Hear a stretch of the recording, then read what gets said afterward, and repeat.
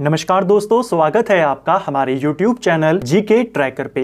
देखिए फ्रेंड्स, आज के वीडियो में हम बात करेंगे जो हमारी एक सीरीज है general Hindi quick revision series, जिसमें हम सामान्य हिंदी के इंपॉर्टेंट और सिलेक्टेड प्रीवियस ईयर क्वेश्चंस को यहाँ पर कवर करते हैं और इन क्वेश्चंस को जो आपके फैक्ट्स होते हैं, कॉन्सेप्ट होते हैं, हिंदी के जो आपके सामान्य नियम होते हैं उनके साथ कवर करते हुए चलते हैं, जिससे आपके हिंदी के प्रीवियस ईयर क्वेश्चन भी सॉल्व हो जाएं और इनके साथ अगर कोई व्याकरण के नियम हैं, कोई अपवाद हैं, कोई कॉन्सेप्ट हैं, तो वो भी आपके साथ साथ में क्लियर होते रहते हैं।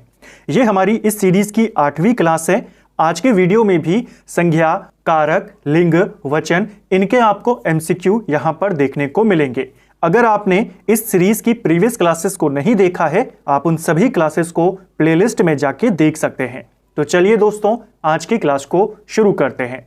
आज का हमारा पहला क्वेश्चन है, वाक्य में जिस शब्द से क्रिया के संबंध का बोध होता है उसे क्या कहते हैं? तो वाक्य में जिस शब्द से हमें क्रिया के संबंध का बोध होता है उसे संबंध कारक कहा जाता है। ऑप्शन डी सही आंसर होगा। संबंध कारक की परिभाषा क्या है? संज्ञा या सर्वनाम के जिस रूप से किसी वस्तु का दूसरी वस्तु के साथ नॉर्मली क्रिया के साथ संबंध प्रकट होता है वह संबंध कारक कहलाता है। यानी जिस भी वाक्य में जिन शब्दों से हमें क्रिया के साथ इसका क्या संबंध है वो पता चलता है, वो आपका संबंध कारक कहलाता है। और प्रश्न भी आपका क्या था? वाक्य में जिस शब्द से क्रिया के संबंध का बोध चले कि क्रिया के साथ इसका क्या संबंध है, क्या कहलाएगा? संबंध कारक कहलाएगा। Option D. संबंध कारक के विभक्ति चिन्ह क्या होते हैं? का, की, के, रा, री, रे, ये इसके विभक्ति चिन्ह होते हैं। कुछ एग्जाम में डायरेक्ट विभक्ति चिन्ह पूछ लेता है कि संबंध का बताइए, कर्ता कारक का विभक्ति चिन्ह क्या होता है, इस तरीके से। ठीक है, तो कर्ता का जैसे ने होता है उसी प्रकार संबंध का की, के, रा, री, रे होता है। उदाहरण के लिए कुछ यहां पर सेंटेंसेस हैं, जैसे राम दशरथ के पुत्र थे। तो यहां पर राम और दशरथ के बीच में संबंध बताया जा रहा है इसके द्वारा कि क्या थे? पुत्र थे। राधा ने रेणु के लिए खिलौने लिए, तो यहां पर संबंध बता रहा है किसके लिए लिए गए? राम मोहन का मित्र है, तो राम और मोहन के बीच में संबंध बताया जा रहा है। यह पुस्तक मेरी है, तो पुस्तक का संबंध बताया जा रहा है। तो ये सब आपके यहां पर क्या हो जाएंगे? संबंध कारक हो जाएंगे। ठीक है, नेक्स्ट है, भील का स्त्रीलिंग शब्द क्या होगा? देखिए, भील जनजाति आपने कई बार पढ़ी होगी ज्योग्राफी में। भील शब्द पूरी जनजाति को प्रदर्शित करता है और जो शब्द किसी पूरी जाति को दिखाता है वो आपका कौन सी संज्ञा कहलाती है? जातिवाचक संज्ञा। और जब जातिवाचक संज्ञा के पुल्लिंग को स्त्रीलिंग के रूप में दर्शाना हो, उनके साथ नी प्रत्यय को जोड़ दिया जाता है। कुछ ऐसे जातिवाचक शब्द होते हैं, जातिवाचक संज्ञाएं होती हैं, ऐसे शब्द जो पूरी जाति को प्रदर्शित करते हैं, उनका अगर आपको पुल्लिंग से स्त्रीलिंग करना हो तो उसमें नी प्रत्यय लगाते हैं। जैसे आपका भील शब्द है, इसका स्त्रीलिंग बनाना है, ये पूरी जाति को प्रदर्शित करता है, तो इस पे हम नी प्रत्यय जोड़ देंगे, भीलनी। यहां पर सही आंसर हो जाएगा। ऑप्शन सी सही उत्तर होगा। तो इसको आपने ध्यान रखना है कि नी प्रत्यय लगाया जाता है ज्यादातर आपके जो जातिवाचक शब्द होते हैं। जैसे ऊंट पूरी जाति को प्रदर्शित करता है, तो ऊंट का हो गया ऊंटनी, शेर का हो गया शेरनी, भील का हो गया भीलनी, सिंह का सिंहनी, मोर का मोरनी। तो कुछ ऐसे जातिवाचक शब्द जिनको हम नी प्रत्यय लगाकर पुल्लिंग से स्त्रीलिंग बनाते हैं। ऐसे नियम कई बार पूछ लेता है, तो अगर आपके कॉन्सेप्ट क्लियर होंगे तो ही आपको पता चलेगा कि यहां पर ये वाला भीलनी नहीं होगा, ये वाला आंसर होगा। नेक्स्ट है, कौन सा शब्द स्त्रीलिंग है? इन चारों में से स्त्रीलिंग शब्द कौन सा हो जाएगा? सही आंसर है आपका छाछ। ऑप्शन बी सही उत्तर होगा।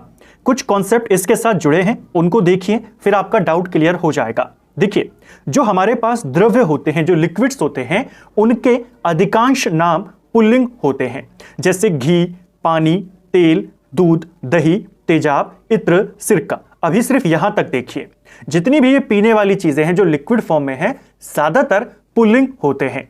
लेकिन इसके कुछ अपवाद हैं, जैसे चाय, स्याही, शराब, छाछ, ये आपके क्या होते हैं? ये स्त्रीलिंग होते हैं। अपवाद ज्यादातर पूछे जाते हैं। तो अधिकांश जो द्रव्य चीजें होती हैं वो क्या होती हैं? पुल्लिंग होती हैं। कई बार पेपर में आया है कि पानी क्या है, दूध क्या है, दही का लिंग बताइए। तो इसको आपने याद करना है, द्रव्यों के अधिकांश क्या होते हैं? पुल्लिंग होते हैं। लेकिन कुछ अपवाद हैं जिसमें चाय, छाछ, ये बहुत बार आते हैं क्योंकि दही यहां पर क्या है, पुल्लिंग, और छाछ आपका स्त्रीलिंग। ठीक है, एक तो आपको ये वाला कॉन्सेप्ट याद करना है कि ज्यादातर द्रव्य क्या होते हैं, पुल्लिंग होते हैं, और अपवादों को। अब दूसरे कॉन्सेप्ट पे आइए, जो हमारे धातु होते हैं जैसे सोना, तांबा, लोहा, पीतल, मोती, कोयला, ये सारे के सारे पुल्लिंग होते हैं। धातुओं के नाम भी ज्यादातर पुल्लिंग होते हैं, लेकिन धातुओं में चांदी को याद कर लेना, चांदी आपका स्त्रीलिंग होता है। तो अधिकांश धातु, अगर आपको दे दिया सोना का लिंग बताइए, तांबे का बताइए, पीतल का बताइए, तो अधिकांश धातु पुल्लिंग है।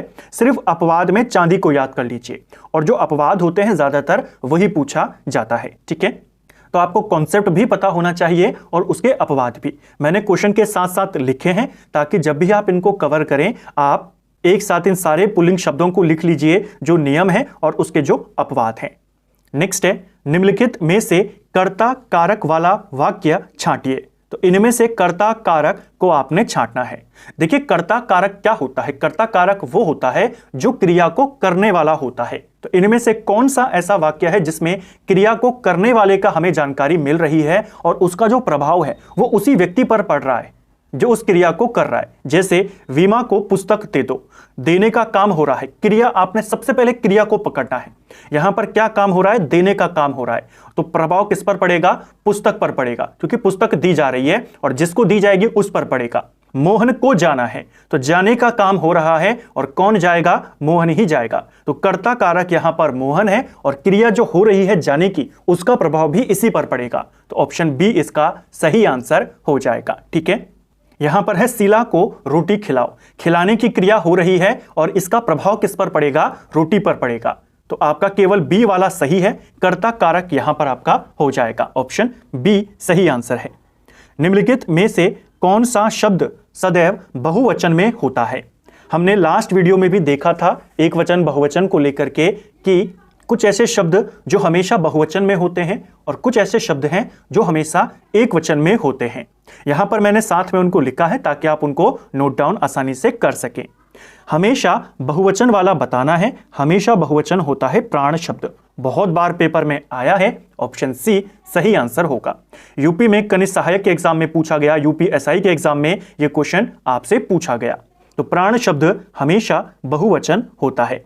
कुछ ऐसे शब्द जो हमेशा बहुवचन में इस्तेमाल होते हैं, जैसे प्राण हमने देखा, हस्ताक्षर ये उत्तराखंड में पूछा जा चुका है। इसके अलावा दर्शन ये भी हमेशा बहुवचन होता है, लोग हमेशा बहुवचन, होंठ, प्रजा, रोम, बाल, होश हो गया, अश्रु हो गया, भाग्य, दाम, अक्षत, समाचार, समाचार भी हमेशा बहुवचन होता है। ठीक है, तो ये कुछ ऐसे शब्द जो सदैव बहुवचन में रहते हैं।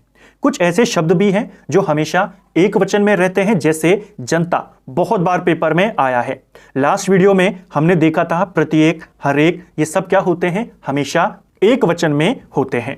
कोई भी धातु हो हमेशा एक वचन में ही होती है, सोना, चांदी, पीतल जो भी हो। सामान, माल, सामग्री, मजा, आकाश, पानी, दूध, जल, दल, ये सब क्या होते हैं आपके हमेशा एक वचन में। तो ये हमेशा बहुवचन वाले और ये हमेशा एक वचन वाले। नेक्स्ट है, निम्नलिखित वाक्यों में से संबंधवाचक कारक वाला वाक्य कौन सा है।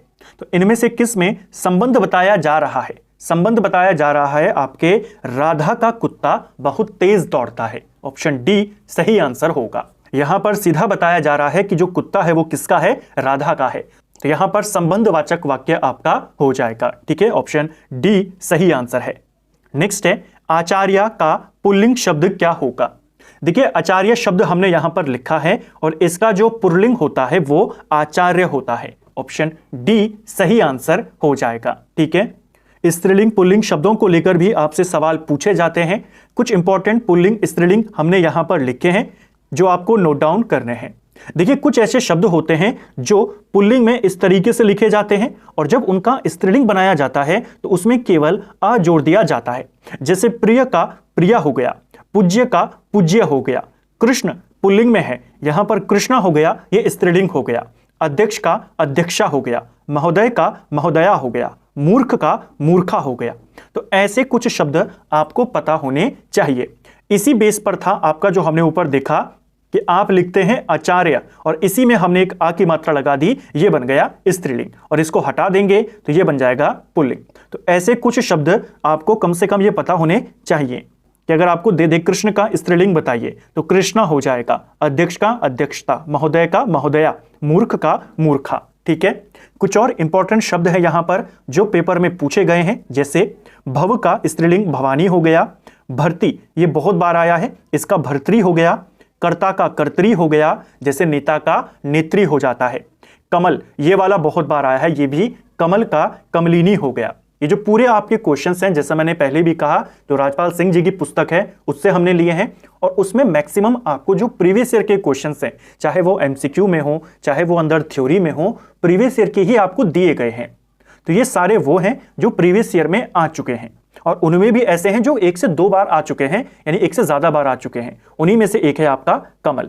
कमल का स्त्रीलिंग कमलिनी होता है, तेली का तेलिन होता है, ऋषि का ऋषिका होता है, तपस्वी ये भी आया है तपस्विनी, सांप का सांपिन, और बिल्ली का पुल्लिंग क्या होता है, बिल्ली का पुल्लिंग बिलाव होता है। इसको ध्यान रखना, ये भी पूछा गया है।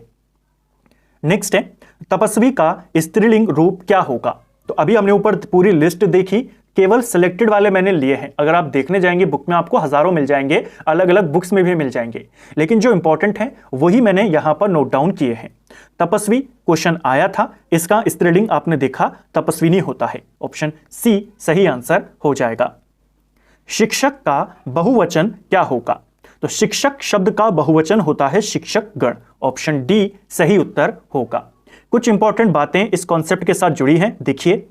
कभी कभी एक वचन संज्ञा शब्दों के साथ लोग, गण, जन, समूह, वृंद, दल, वर्ग लगाकर बहुवचन बनाया जाता है।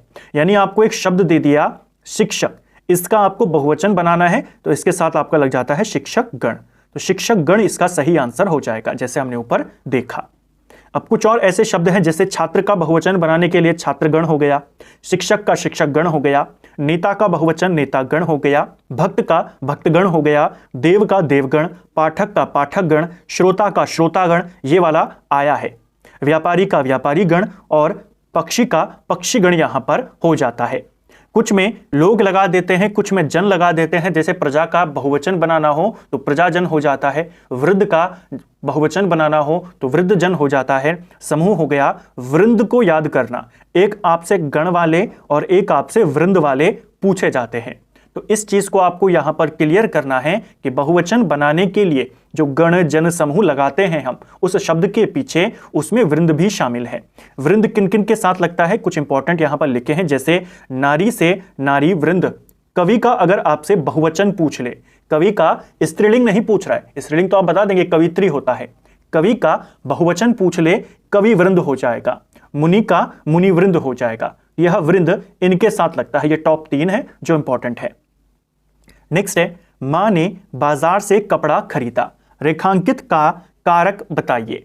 रेखांकित यानी इसका, इसमें कौन सा कारक है कपड़े में। देखिए क्रिया कौन सी हुई है, जैसे मैंने कहा सबसे पहले आपको क्रिया पकड़नी है। क्रिया हो रही है खरीदने की, और खरीदने का प्रभाव किसके ऊपर पड़ा है, क्या खरीदा गया, यह खरीदा गया कपड़ा। तो यहां पर आपका कर्म कारक हो जाएगा, क्योंकि हमने जब कारक को पढ़ा था वहां पर देखा था कि क्रिया से प्रभावित होने वाला क्या कहलाता है, कर्म कहलाता है। और अगर आपने क्रिया को पहचान लिया, क्रिया से अगर आप सवाल करेंगे क्या और किसे, तो आपको जो आंसर मिलेगा वो आपका कर्म कारक होता है। हमें क्रिया मिल गई खरीदा, क्या खरीदा, आपने सवाल किया, आपको जवाब मिला कपड़ा, तो कपड़ा आपका क्या हो गया कर्म। और आपसे यही तो पूछा था कि रेखांकित का बताइए, तो कर्म कारक यहां पर हो जाएगा। परिभाषा क्या है कर्म कारक की, जिस संज्ञा शब्द पर क्रिया के कार्य का फल पड़ता है उसे कर्म कारक कहते हैं।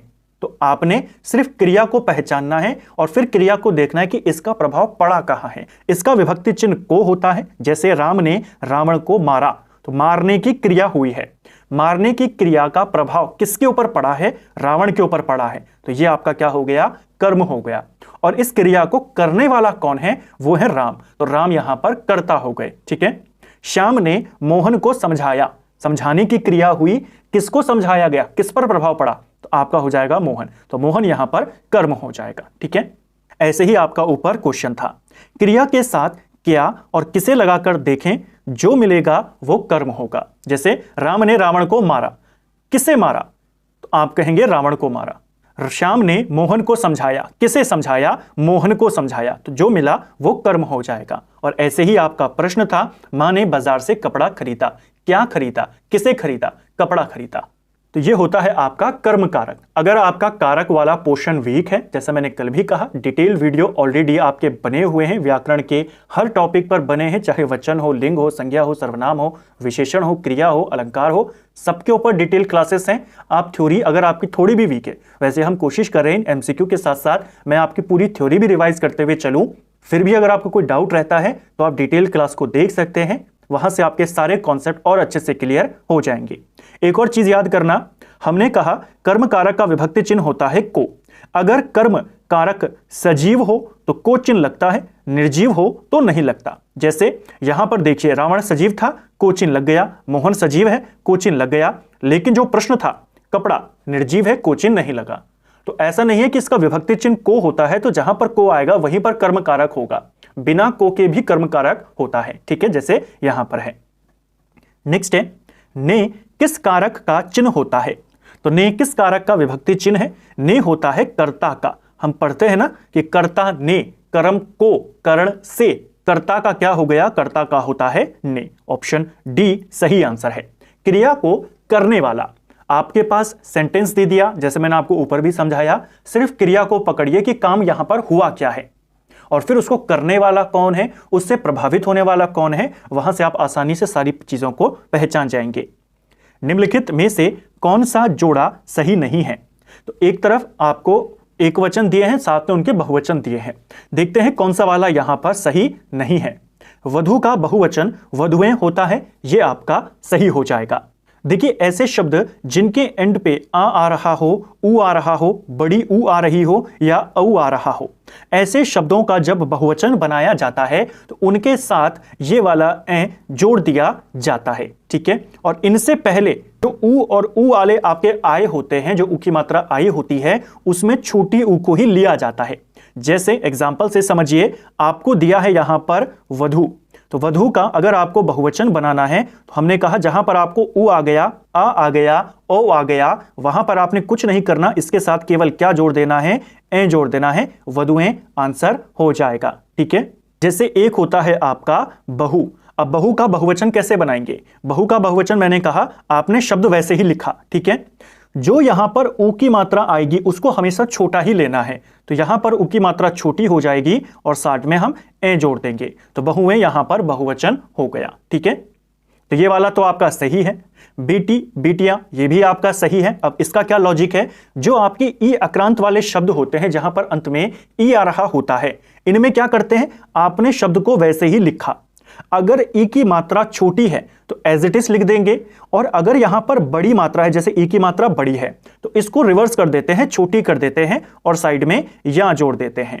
तो ई अक्रांत वालों के साथ या जोड़ा जाता है और आ और ऊ अक्रांत वालों के साथ आपका ए जोड़ा जाता है, ठीक है। तो ये वाला भी सही हो गया।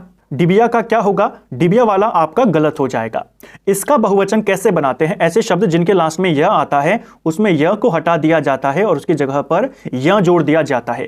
तो डिबिया का डिबिया यहां पर होना था, यानी ये वाला आपका बहुवचन होगा। तो ऑप्शन सी इसका गलत है। बाकी श्रोता का श्रोता गण होता है। आप जानते हैं कि गण, जन, वर्ग ये लगाकर भी बहुवचन बनते हैं, तो आपको रूल पता है, तो ये वाला सही हो जाएगा। तो अब आपके तीन कॉन्सेप्ट यहां पर क्लियर हुए। पहला, अगर ऊ आखिर में आ रहा हो, ऊ आक्रांत वाले शब्द हो, आ आक्रांत वाला शब्द हो, तो उसमें ए जोड़ दिया जाता है। जिसमें ई आक्रांत वाला शब्द हो उसमें या जोड़ देते हैं, और जिसमें या लास्ट में आ रहा हो उसमें आपका इस या को हटाकर ये वाला या जोड़ दिया जाता है, ठीक है। तो सी वाला यहां पर गलत है, डिबिया का डिबिए नहीं होता, ठीक है। नेक्स्ट है, निम्न में से कौन सा शब्द पुल्लिंग है? इनमें से पुल्लिंग शब्द आपने बताना है। देखिए, जो हमारे जल होते हैं, स्थल होते हैं, इनके नाम ज्यादातर पुल्लिंग होते हैं। जैसे सागर हो गया, समुद्र हो गया, सरोवर हो गया, ये सब के सब क्या होते हैं? पुल्लिंग होते हैं। इसके दो अपवाद हैं, एक आपको नदी याद करनी है और एक आपको झील याद करनी है, ये स्त्रीलिंग है। बाकी जो हमारे जल वाले स्थल होते हैं ज्यादातर वो पुल्लिंग होते हैं। तो सागर क्या हो जाएगा? पुल्लिंग हो जाएगा, ठीक है। नहीं तो स्त्रीलिंग और पुल्लिंग को पहचानने के लिए आप उनके साथ कुछ शब्द बनाकर, कोई वाक्य बनाकर उनको पहचान सकते हैं। ठीक है, जैसे हम करते हैं कि सबसे बड़ी नदी कौन है, सबसे बड़ी झील कौन है, लेकिन सबसे बड़ी सागर कौन है ये नहीं कहते, सबसे बड़ा सागर कौन है, तो सागर आपका पुल्लिंग हो गया। पर आपको थोड़े बहुत रूल भी पता होने चाहिए कि किसके नाम कैसे होते हैं। जैसे हमने देखा कि धातुओं में अधिकांश धातु पुल्लिंग होते हैं, लेकिन चांदी स्त्रीलिंग होता है, तो जहां भी आपको चांदी दिखेगा वो स्त्रीलिंग होगा। ठीक है, आजकल भारत की जनता भी अधिकाधिक शिक्षित हो गई है। रेखांकित शब्द का वचन क्या होगा, तो जनता शब्द कैसा है ये आपने बताना है। एक वचन है, द्विवचन है या बहुवचन है। ऊपर हमने पूरी लिस्ट देखी थी, जनता आपका एक वचन होता है हमेशा। ऑप्शन ए सही आंसर है। यह ताले की चाबी है, रेखांकित में कौन सा कारक है, तो यह ताले की चाबी है, यानी आपको ताले की चाबी दी जा रही है। और हमने कारक में स्पष्ट रूप से पढ़ा है कि जहां पर भी जिस भी वाक्य में कुछ देने की बात हो रही हो, कुछ प्रदान करने की बात हो रही हो, वहां पर आपका हमेशा संप्रदान कारक होता है। ऑप्शन सी सही आंसर हो जाएगा। ठीक है, संप्रदान का अर्थ ही होता है देना, तो जहां पर भी देने का उल्लेख हो वहां पर हमेशा संप्रदान होगा। तो यह ताले की चाबी है, यानी आपको ताले की चाबी दिखाई जा रही है, दी जा रही है, यहां पर कौन सा कारक हो जाएगा, संप्रदान। तो दो आपके अच्छे कॉन्सेप्ट क्लियर हो गए। हमने कल अपादान वाले में देखा था कि जहां पर तुलना हो, समानता हो, भय का माहौल हो, भय के बारे में दिखाया जा रहा हो, उसका भाव आ रहा हो, वहां पर हमेशा अपादान होता है। अलगाव हो वहां पर हमेशा अपादान। ऐसे ही कहीं पर भी देने का भाव आ रहा हो वहां पर हमेशा संप्रदान कारक होता है। ठीक है, नेक्स्ट है, उसने टेढ़ी चाल चली, वाक्य में कौन सा कारक होगा। सबसे पहले क्रिया को पहचानिए। क्रिया हो रही है चलने का काम हो रहा है, इसका प्रभाव किस पर पड़ा है, चलने की क्रिया। उसने टेढ़ी चाल चली यानी सीधा कर्ता की ही बात हो रही है, यानी क्रिया का प्रभाव कर्ता पर ही पड़ रहा है, तो यहां पर आपका कर्ता कारक हो जाएगा। Option C. सभी चिट्ठियां डाक से भेजी गई, तो भेजने का काम हो रहा है, और क्या भेजी गई है, चिट्ठियां भेजी गई हैं, तो चिट्ठियां यहां पर आपका कर्ता हो जाएगा, क्योंकि चिट्ठियां ही कर्ता है। भेजने का प्रभाव किस पर पड़ रहा है, चिट्ठियों पर पड़ रहा है, चिट्ठियां आपकी क्या हो जाएंगी, कर्ता हो जाएंगी। ऑप्शन बी सही उत्तर होगा। शब्द दांत इनमें से किस विकल्प को दर्शाता है, तो दांत हमने कल शरीर के अंगों के बारे में देखा था, कौन कौन से पुल्लिंग होते हैं, कौन कौन स्त्रीलिंग है, उसमें हमने देखा था जो दांत होता है ये आपका पुल्लिंग होता है। ऑप्शन ए सही आंसर हो जाएगा। कुछ ऐसे शब्द शरीर के अंग जो स्त्रीलिंग और पुल्लिंग होते हैं हमेशा वो आपको याद होने चाहिए, जैसे हाथ हो गया, पैर हो गया, लास्ट वाले वीडियो में तन पूछा गया था। दांत ये भी पुल्लिंग होते हैं, मुंह, मस्तक, गला, रोम, नाखून, नेत्र, आंसू, ये सब आपके पुल्लिंग होते हैं। स्त्रीलिंग में बात करें, कुछ अपवाद हैं, आंख, जीभ, नस, हड्डी, नाक, खाल, जांग, इंद्री, कलाई, ये सब आपके स्त्रीलिंग होते हैं। तो शरीर के हमारे अंग ज्यादातर पुल्लिंग होते हैं, लेकिन कुछ ऐसे हैं जो अपवाद हैं। ये आपके अपवाद हैं, ये आपके रूल है। नेक्स्ट है, शीशम शब्द का लिंग क्या होगा, तो शीशम का लिंग आपने बताना है। शीशम जितने भी हमारे पेड़ पौधे होते हैं, पेड़ों का ज्यादातर लिंग हमेशा पुल्लिंग होता है। ऑप्शन बी सही आंसर होगा। शीशम का पेड़ कहते हैं, शीशम की पेड़ नहीं कहते, तो ऑप्शन बी यहां पर सही उत्तर होगा। इसके साथ क्या कॉन्सेप्ट है, पेड़ों के नाम प्रायः पुल्लिंग होते हैं, जैसे शीशम हो गया, सागौन हो गया, कटहल हो गया, पीपल, आम, बरगद, नीम, जामुन, महुआ, ये सब आपके पुल्लिंग होते हैं। तो पेड़ों के नाम ज्यादातर पुल्लिंग होते हैं, बस कुछ अपवाद हैं जैसे इमली, लीची, नाशपाती, नारंगी, ये आपके स्त्रीलिंग होते हैं। ठीक है, बिल्ली शब्द का पुल्लिंग क्या होगा, तो बिल्ली शब्द का पुल्लिंग बताना है। ऊपर हमने देखा था बिल्ली का होता है बिलाव। वैसे तो आपको सिंपल लगते हैं क्वेश्चन, लेकिन जब एग्जाम में आता है और आपको 4 ऐसे विकल्प देते तो वहां पर कंफ्यूजन हो जाता है। बिल्ली का जो पुल्लिंग शब्द होता है वो बिलाव होता है। ठीक है, विकल्पों में से स्त्रीलिंग शब्द का चयन कीजिए। ऊपर मैंने आपको एक कॉन्सेप्ट बताया था कि कुछ शब्दों में अ की मात्रा जोड़ दी जाती है और उनका स्त्रीलिंग बना दिया जाता है। जैसे पूज्य एक शब्द था, उसको स्त्रीलिंग अगर बनाना हो तो उसके पीछे अ की मात्रा जोड़ दी, अब ये स्त्रीलिंग बन गया। ऐसे ही एक शब्द होता है हमारे पास अग्रज, ये आपका पुल्लिंग शब्द है और इसका स्त्रीलिंग बनाने के लिए इसके साथ आ की मात्रा जोड़ गई, ये बन गया स्त्रीलिंग। और वही रूल यहां पर है, ये रहा अग्रजा। आप देखते ही पहचान गए कि ये तो अग्रज का स्त्रीलिंग है और आपसे स्त्रीलिंग का चयन करना है, सीधा आप ऑप्शन ए पर टिक कर देंगे। हालांकि विकल्प भी इसके ज्यादा कंफ्यूजिंग नहीं थे, ये आपके पेपर में आए हुए विकल्प हैं, तो आसानी से आप इसको कर जाते विकल्प के माध्यम से भी, कि राजन भी पुरुष के लिए होता है, पुल्लिंग होता है, सागर भी और छात्र भी। ठीक है, सागर वाला रूल भी आपको पता है, हमने ऊपर देखा था कि जो जल वाले हमारे ज्यादातर होते हैं सब पुल्लिंग होते हैं, सागर हो गया, समुद्र हो गया, केवल नदी और झील को छोड़कर। रूल के माध्यम से भी आप करेंगे तो आपका कभी गलत नहीं होगा। अदरवाइज अगर आप एलिमिनेशन के माध्यम से करते हैं या कुछ वाक्य बनाकर करते हैं तो भी आप 90% सही आंसर तक पहुंच जाएंगे। कुछ ऐसे शब्द हैं जिनके साथ अ की मात्रा लगाने से वो स्त्रीलिंग बनते हैं। जैसा रूल है कि संस्कृत के कुछ अ अंत वाले शब्दों में आ लगा देने से वो स्त्रीलिंग बन जाते हैं। जैसे अग्रज था तो अग्रजा हो गया, तनुज ये तनुजा हो गया, सूत का स्त्रीलिंग क्या हो गया, सुता हो गया, प्रिय का प्रिया हो गया, छात्र का छात्रा हो गया, श्याम का श्यामा हो गया, पूज्य का पूज्या, अनुज का अनुजा, कांत का कांता, आत्मज का अगर आपसे पूछेगा स्त्रीलिंग बताइए तो आत्मज का आत्मजा हो गया, चंचल का चंचला हो गया, कृष्ण का कृष्णा हो गया। तो कुछ ऐसे हमारे अ अंत वाले शब्द, अक्रांत वाले शब्द, अक्रांत का मतलब होता है जिनके अंत में आ रहा हो।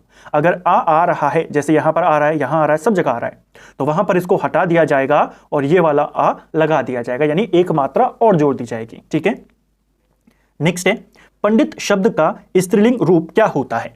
अब देखिए पंडित शब्द का स्त्रीलिंग पूछा है, आप इजीली बता देंगे कि इसका होता है पंडिताइन, ऑप्शन बी सही आंसर होगा। लेकिन एग्जाम में अगर आपने इसको नहीं पढ़ा है, कंफ्यूजन हो जाता है कि ये वाला होगा या ये वाला होगा। तो एक चीज को ध्यान रखना, कुछ शब्दों में उनको स्त्रीलिंग बनाने के लिए उनके साथ आइन प्रत्यय को जोड़ा जाता है। अब आपको पता है कि आयन लगता है, आयन नहीं लगता है ना, तो आप इस पर कंफ्यूज कभी नहीं करेंगे। आपको पता है अगर बनेगा तो आयन ही लगकर बनेगा। तो पंडिताइन में आपका जो पंडित शब्द है इसमें आयन लगा हुआ है, ये बन गया पंडिताइन। ऐसे ही ठाकुर में ठकुराइन बन जाता है, चौधरी में चौधराइन बन जाता है, वहां पर आपका ये वाला प्रत्यय लगता है।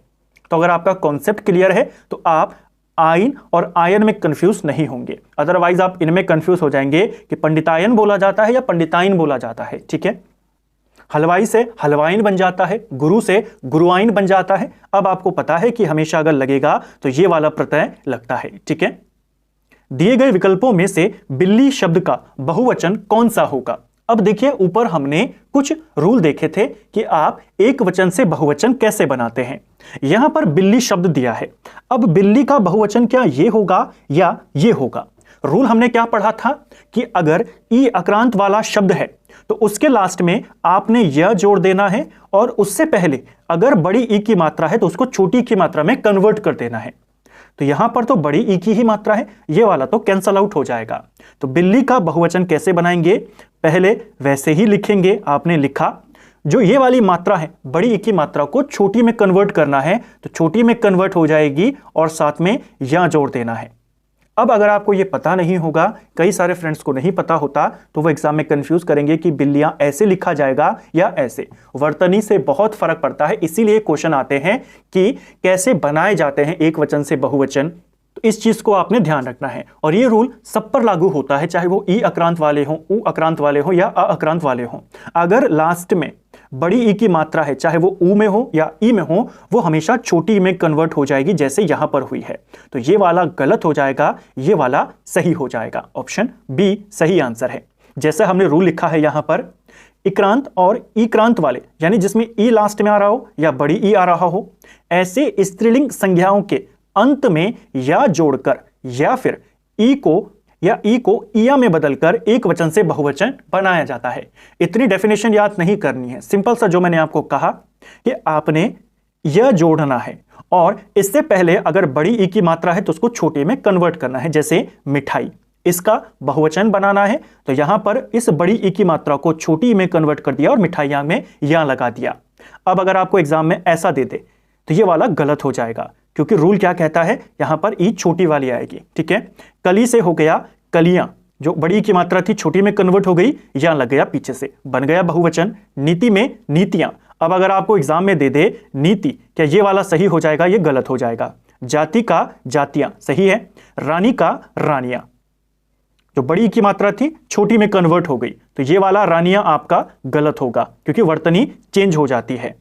ऐसा ये रूल है, बहुत इंपॉर्टेंट है, पेपरों में आया है। जैसे नदियों को लेकर बहुत कंफ्यूजन हो जाता है। नदी का बहुवचन क्या होगा? नदी का बहुवचन ये वाला नहीं होगा, ये गलत हो जाएगा क्योंकि मात्रा चेंज होती है। ठीक है, ऐसे ही मैंने काफी सारे ये शब्दों को लिखा है जो आपको याद करने हैं।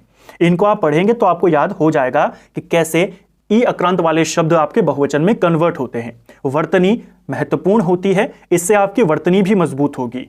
कि अगर आपको टोपियां दिया है तो आपको मान लीजिए ऐसे दे देगा टोपियां, तो आप सीधा बता देंगे कि इसका जो एक वचन होगा वो टोपी होगा और इसका बहुवचन ये दिया है, तो ये गलत हो जाएगा क्योंकि बहुवचन में मात्रा छोटी वाली आती है। ठीक है, नेक्स्ट है डिब्बा किस शब्द का एक वचन होता है? तो डिब्बा यहां पर किसका एक वचन होगा? डिब्बा एक वचन है डिब्बे के। ऑप्शन सी सही आंसर होगा।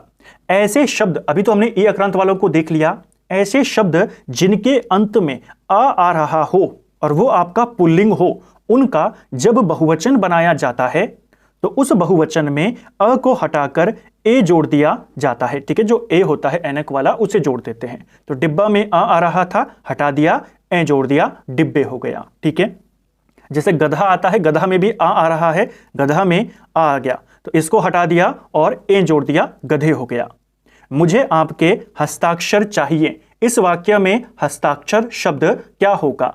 तो मुझे आपके हस्ताक्षर चाहिए, यहां पर हस्ताक्षर हमेशा क्या होता है? बहुवचन में होता है। हस्ताक्षर आपका हमेशा बहुवचन होता है, तो नित्य बहुवचन पे टिक करना है, केवल बहुवचन पे टिक नहीं करना। हमने ऊपर लिस्ट देखी थी, सदैव बहुवचन वाले, सदैव एक वचन वाले, तो हस्ताक्षर आपका हमेशा बहुवचन होता है। ठीक है, याचना शब्द का बहुवचन रूप क्या होगा? तो याचना शब्द का बहुवचन याचना ही होता है। ऑप्शन ए सही उत्तर होगा।